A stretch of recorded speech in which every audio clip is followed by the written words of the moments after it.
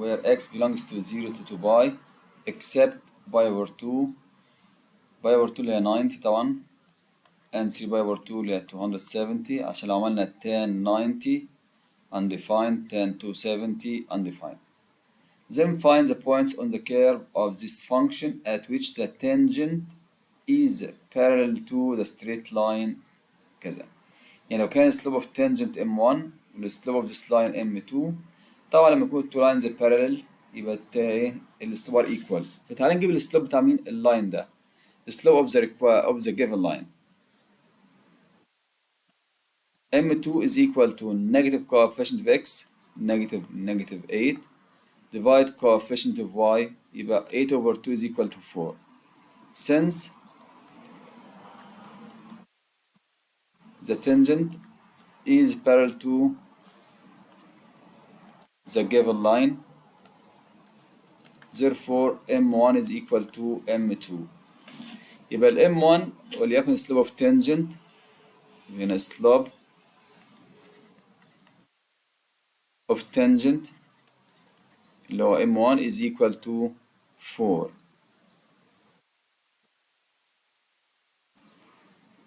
تعال بقى نجيب ايه slope of tangent اللي هو dy by dx. هنجيب dy by dx as a point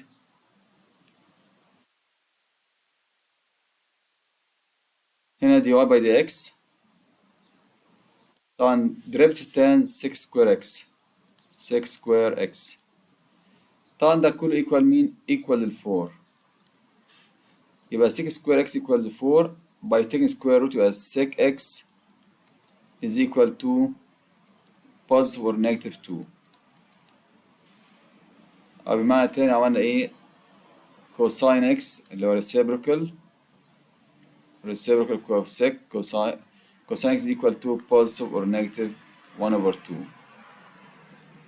طيب بعد كده هناخد مثلا ايه cosine x equals 1 over 2 or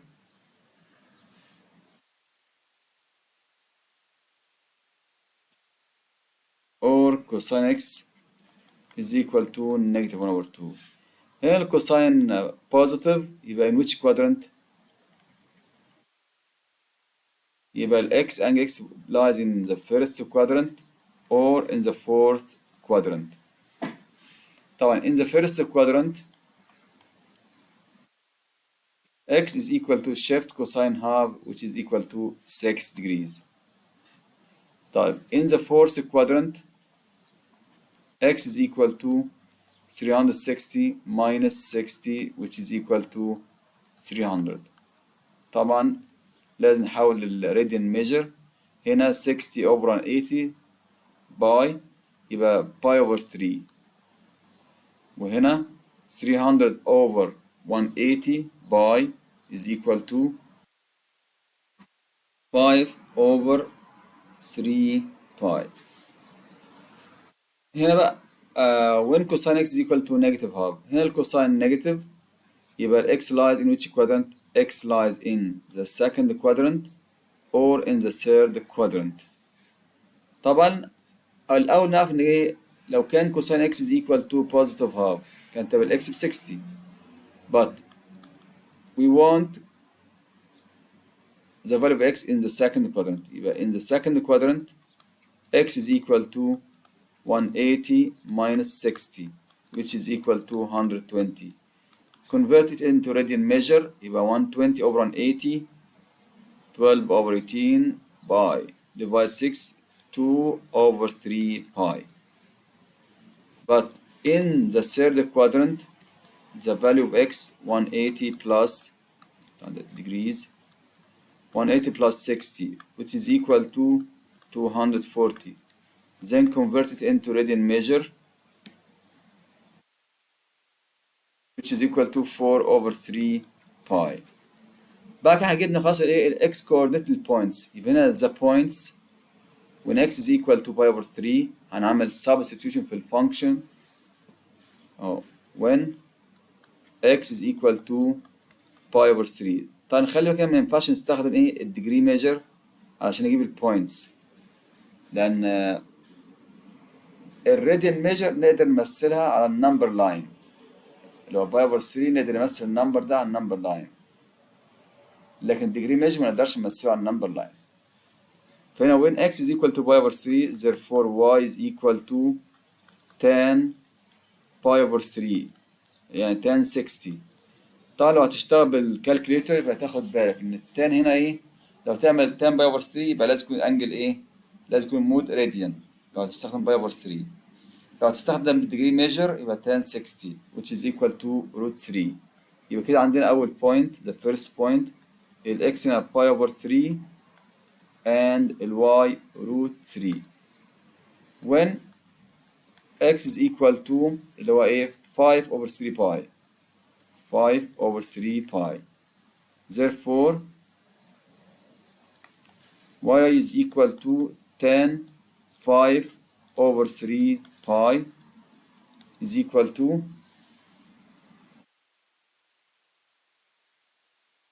negative root 3. Therefore, second point 5 over 3 pi and negative root 3. When x is equal to 2 over 3 pi,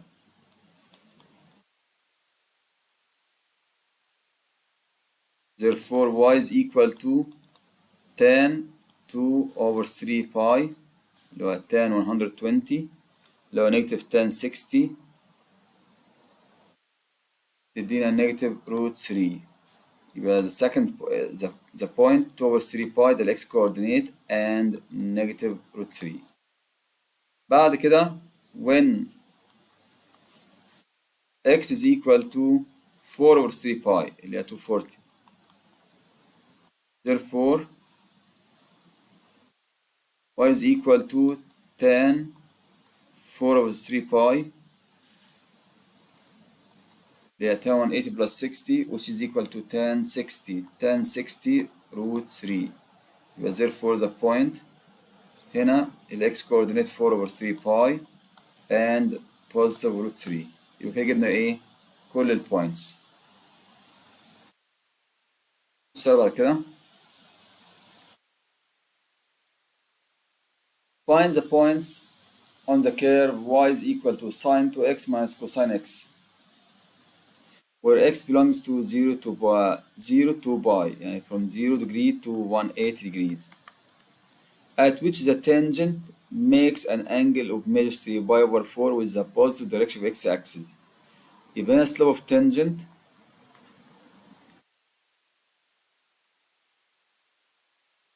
equal tan measure tan 3 pi over 4.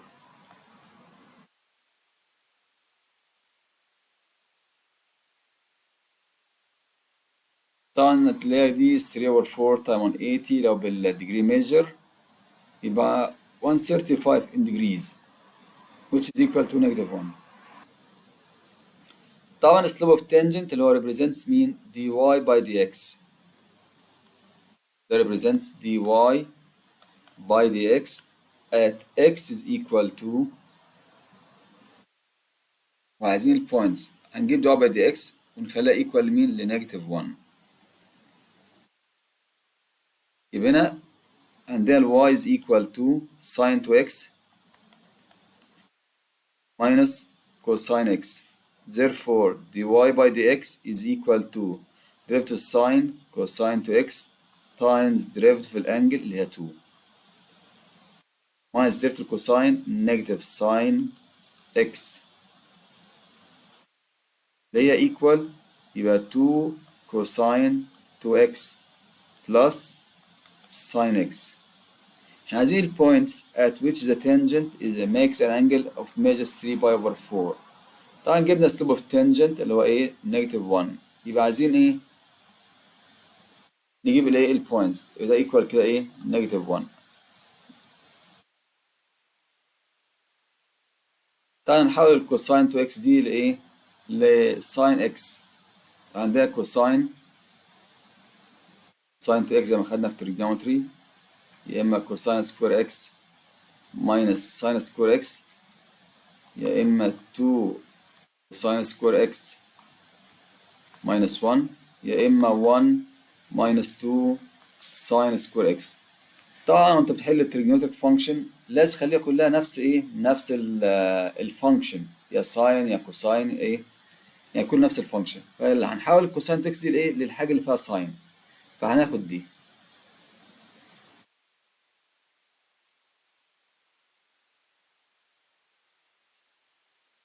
يبقى هنا 2 الكوساين اللي هي 1 minus 2 sin square x plus sin x equals 1 and plus 1 equals 0.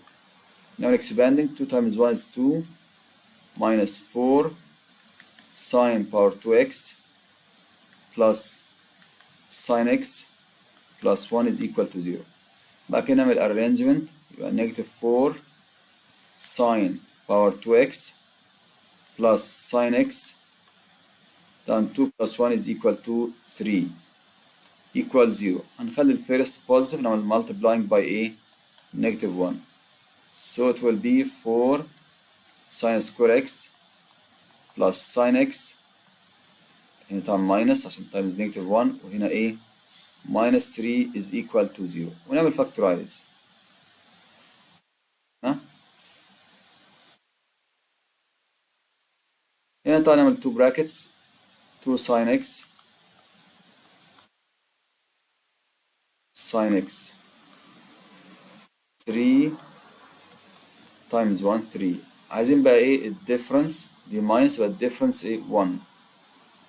طبعا هنا 2 sin x 1 times 2 2 sin x و 3 times 2 6. طبعا الديفرنس between is not 1. فنغير مثلا نخلي هنا 1 1 times 4 4 sin x 1 times 3 يبقى 3 sin x. كده الديفرنس ايه 1. طبعا الأكبر هنا the greater takes the middle term sign يعني دي negative 4 ودي plus. طبعا ده تايمز ده عايزينه نيجاتيف هنا بوزيتيف تايمز عشان يجي نيجاتيف يبقى دي نيجاتيف يبقى بوزيتيف. يبقى كده عندك sin x is equal to 1 or 4 sin x plus 3 equals 0 يبقى sin x is equal to negative 3 over 4. sin x equals 1 يبقى دي هنجيبها ايه من ال unit circle sin اللي هو الواي sin x equals 1 when x is equal to 90 اللي هي باي over 2 طبعا. هنا sin x is equal to negative 3 over 4. هنا الساين negative in which quadrant الساين هتكون negative in the third quadrant or in the fourth quadrant. وناخد بالنا هنا قال لك ال x belongs to 0 to 180 يعني first or second فدي third or fourth ودي ايه refused. بعد كده جبنا ال x equals pi over 2 عايزين بقى ال y عايزين البوينت يبقى نعمل substitution في الفانكشن الأصلية اللي هي y is equal to sin 2x sin 2 times pi over 2 minus cosine pi over 2 يبقى هنا is equal to sin pi minus cosine pi over 2. طبعا sin pi 0 minus cosine 90 0 يبقى هنا 0 يبقى البوينت اللي عندي ال x pi over 2 وال y هنا ايه 0 يبقى كده جبنا ايه البوينتس. find the point on the curve وعايز البوينت واحدة. شوف السؤال بعد كده. If the curve y is equal to a over x plus b passes through this point يعني ممكن نعمل substitution في البوينت دي هنا هنكون equation فيها a و b and the tangent to the curve at this point is parallel to that line. لما يكون tangent parallel to that line يبقى ال slope of tangent equals slope of that line. طيب أول حاجة since عندها إيه the point negative 1 to 2 belongs to the curve موجود على الكيرف يبقى therefore ال y عند ال x وده الواي الكيرف اللي هو y equals a over x plus b. يبقى هنا y equals a over x negative 1 plus b. نعمل cross multiply يبقى negative 2 plus 2b equals positive a. b هنا يبقى كده عندك a minus 2b equals negative 2. كده عملنا ايه equation number 1. بعد كده هو قالك ال tangent is parallel to that line. تعال نجيب ال slope of this given line. لو ال negative coefficient of x negative 1 over coefficient of y يبقى negative 1. Since the tangent is parallel to this line, therefore slope of tangent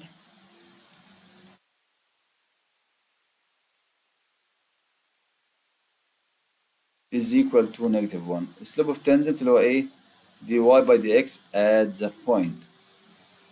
فتعال نجيب بقى dy by dx. هنا ال y equals a over x plus b. فهلا this form a x plus b all to the power negative 1. أو ممكن أشتغل وهي كده عادي يعني. لو حبيت أشتغل على كده as a fraction يبقى dy by dx is equal to derivative numerator اللي هو 0 times denominator. بعد كده minus derivative denominator اللي هو 1 times numerator over square of the denominator x plus b all to the power of 2. طبعا ده equal هنا 0 minus a يبقى negative a over x plus b all to the power of 2. طبعا الديريفيتيف دي هنا dy by dx at this point البوينت اللي عندنا ايه negative 1 و 2 يعني الاكس فيها negative 1 يبقى نعمل substitution x negative 1 يبقى negative a over الاكس negative 1 plus b all to the power of 2. كل ده equal كام؟ الديريفيتيف هنا كام؟ negative 1. طبعا هنكنسل negative مع negative.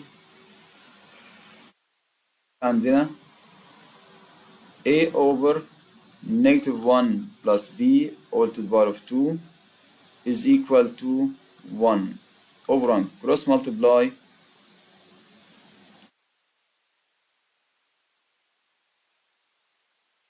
يبقى a times 1 is equal to negative 1 plus b all to the power of 2. ودي equation number 2. طبعا equation number 2 from second degree و equation number 1 from عشان نعمل solving these two equations. طبعا لما يكون عندنا two equation واحدة من first degree والتانية من second degree نعمل substitution. نعمل getting a or b from the first degree equation and substitute in the second degree equation. هنا from equation 1 يعني from 1 a is equal to negative 2 plus 2b. Negative 2 plus 2b or 2b minus 2.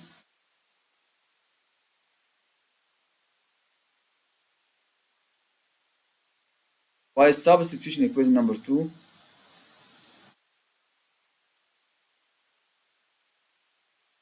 ال a هنا 2b minus 2.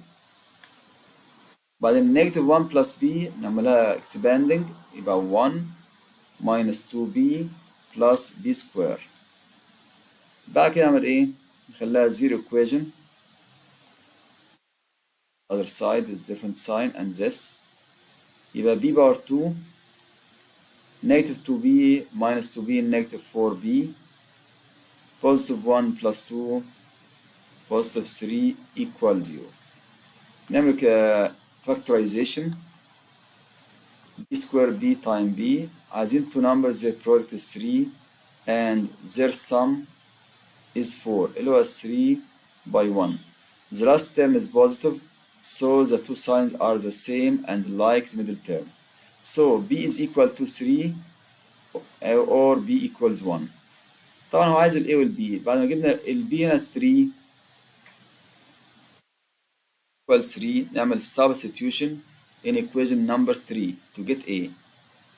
In equation number 3 a is equal to 2 times b, 2 times 6, 2 times 3, 6, 6 minus 2 is equal to 4.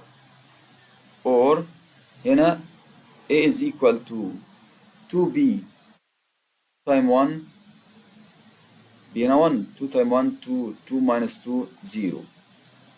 يبقى ال a 3 ال a 4 and b 3 or 0 2 1.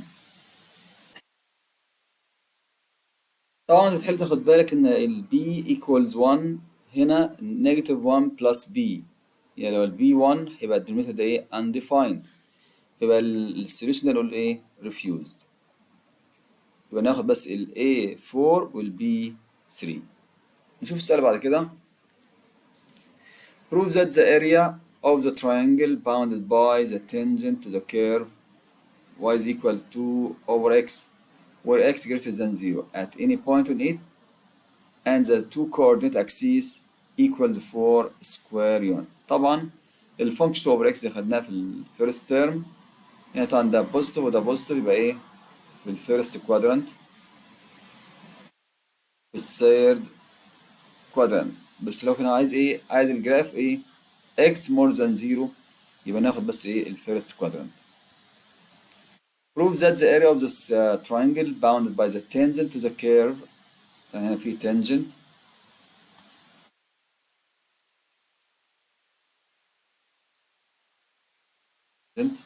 to the curve مثلا tangent to the curve دي الايه المنطقة اللي عايزها عايز الاريا بتاعتها. Prove that ايه prove that ان ال area is equal to 4 square units. ده x axis طبعا ده y axis هنا 0 هنا عايزين البوينت اللي هنا وعايزين البوينت اللي هنا. يعني لو جبنا equation of tangent أول حاجة نجيب intersection point of the a of the tangent and the curve. يعني مثلا لو فرضنا مثلا ال point of intersection x1 and y1 طبعا لو عملنا substitution في الفانكشن x1 يبقى 2 over x1 دي point on the curve and on the tangent. طبعا عايزين نجيب equation of tangent.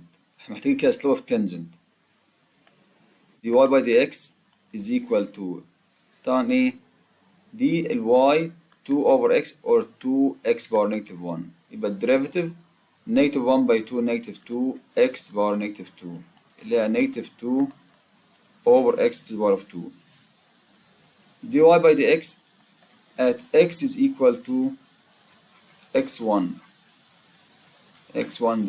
is equal to negative 2 over x1 to the power of 2 ده اللي هو slope of tangent slope of a tangent. Therefore عايزين بقى زي equation of tangent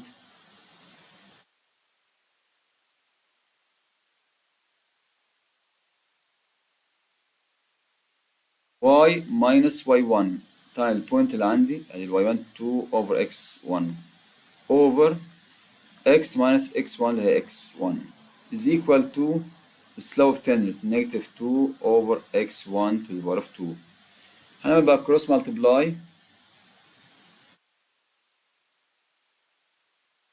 y minus 2 over x1 times x1 power of 2 is equal to negative 2 times x minus x1.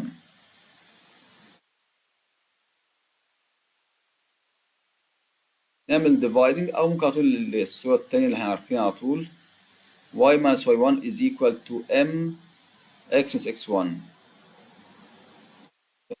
y minus 2 over x1 is equal to m اللي هو السلوب بتاعنا negative 2 over x1 power 2 times x minus x1. بس كده خلاص. يبقى therefore y is equal -2 over x1 power of 2 times x minus negative by negative positive negative يبقى 2 over x1 negative 2 over x1 power 2 times x times negative x1 هيدينا positive 2 over x1 بعدين هيجي ده بالpositive plus 2 over x1 which will be y is equal to negative 2 over x1 power of 2 plus هنا دول common denominator يبقى كده ايه 4 over x1 دي الايكويشن of tangent وناخد بقى الايكويشن دي in the form of a y is equal to mx plus c يبقى ده الواي intercept هنا يبقى هنا الواي intercept 4 over x1 عايزين بقى الاكس intercept putting a y equal 0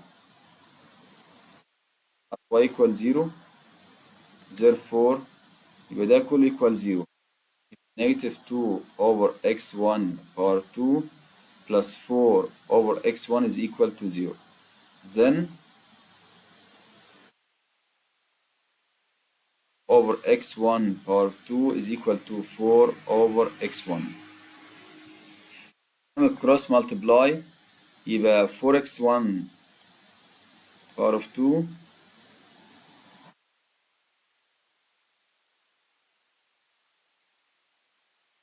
طبعا هنا في x don't forget x هنا الاكس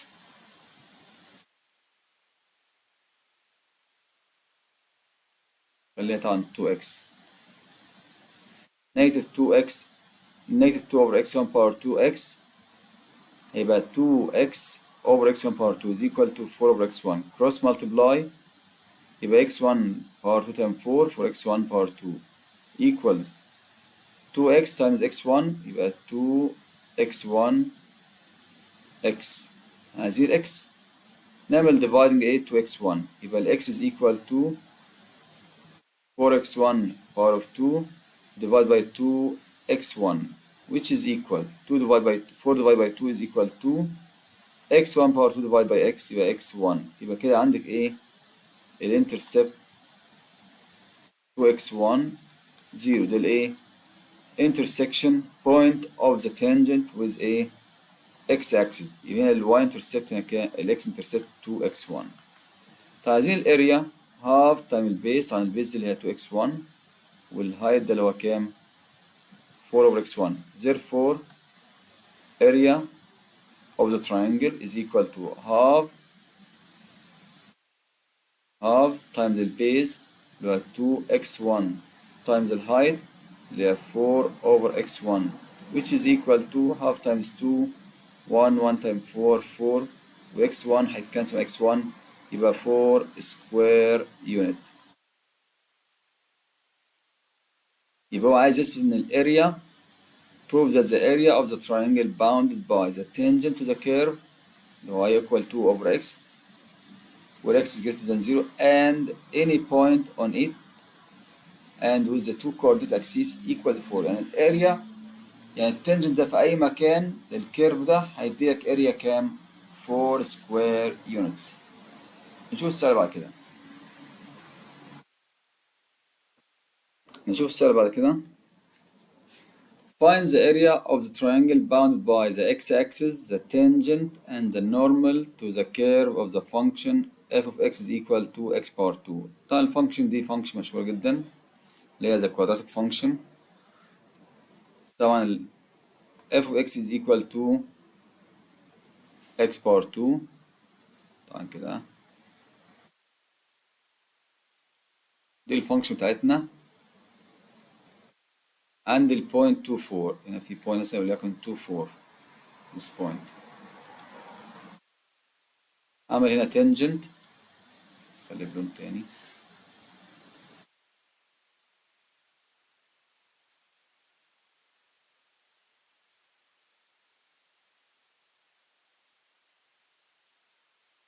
كده رسمنا tangent عند البوينت 4 and the normal bound by the tangent and the normal. نرسم normal this point. normal اللي عامل right angle مع التانجنت يعني axis ده x axis وده النورمال. التانجنت عايزين بقى ايه الاريا بتاع الترينجل ده اللي هو bounded by tangent and the normal and the x axis. عايزين الاريا بتاعت ده. طيب هنا طبعا بالنسبة للتانجنت هنجيب equation of tangent عشان نجيب الانترسكشن بوينت مع x axis. equation of normal عشان نجيب الانترسكشن بوينت مع x axis عشان نجيب دي.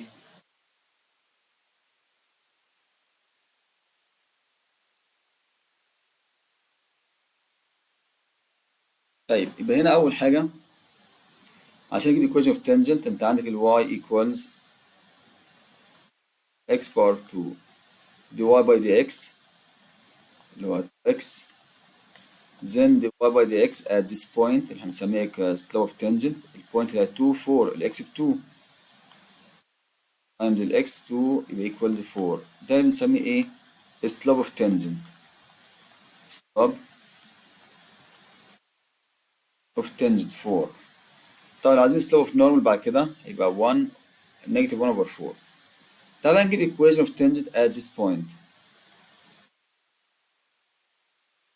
equation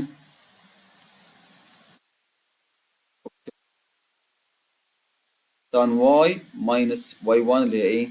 دي البوينت بتاعتنا x1 y1 y minus 4 over x minus 2 is equal to the slope of tangent اللي هو 4. نعمل cross multiply يبقى y minus 4 is equal time 1 طبعا equal 4 time x 4x minus 8. ناخد ده كده من الناحية التانية يبقى y equals 4x minus 8 plus 4 يعني ايه؟ يعني minus 4. ده equation of tangent. equation of tangent. هنا طبعا ايه ال y intercept negative 4 يبقى التنج ده هيبقى من الكاتنج y axis هنا عند ايه؟ negative 4. طيب احنا عايزين intersection مع ايه؟ مع ال x axis. putting y equals 0 to get the intersection with x axis. Therefore يبقى 4x minus 4 equals 0. Taking this to the other side. Therefore 4x equals 4. Dividing by 4 يبقى x equals 1. التانجنت cuts x axis at the point 1 0. يبقى هنا ده ايه؟ ده 1. This point 1 0.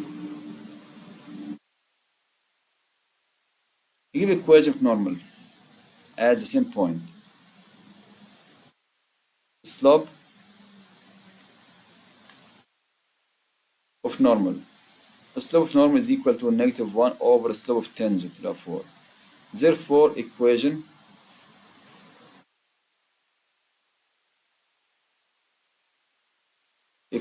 of normal y minus 4 over x minus 2 equal slope of normal اللي هو negative 1 over 4.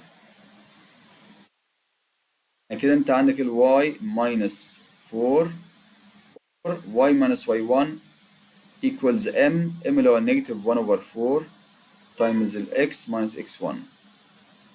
يعني كده ايه y minus 4 equal negative 1 over 4 times x negative 1 over 4x negative 1 over 4 times negative 2 plus 2 over 4 or half.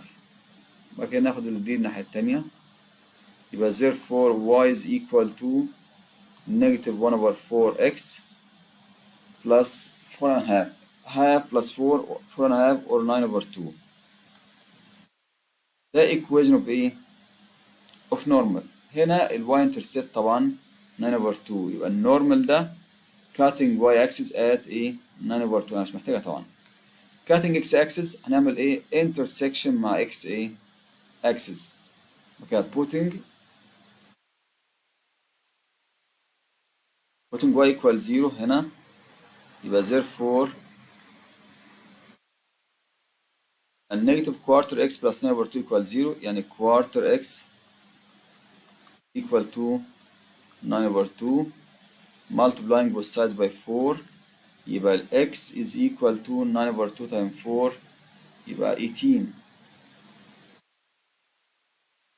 Nothing at the point 18 0. هنا this point 18 to 0. عايزين بقى الاريا of the triangle half times the base times the height. طبعا انت ممكن تجيب ايه؟ هنا الهايت بتاعنا كام؟ لو انا كده perpendicular this point 2 to 4 يبقى الهايت ده ايه؟ 4 ودي هنا 2 هنا 2 4 يبقى الهايت 4 يبقى الاريا نسمي كده letters هنا A تاني دي point A ودي مثلا point B ودي point C. يبقى الاريا of the triangle ABC is equal to half times the base BC times the height مين؟ اللي هو الهايت اللي هو 4 is equal to half times BC. طبعا هنا 18 0 هنا 1 0 18 minus 1 17 times الهايت كام؟ 4 equal to 17 times 2 is equal to 34 square unit.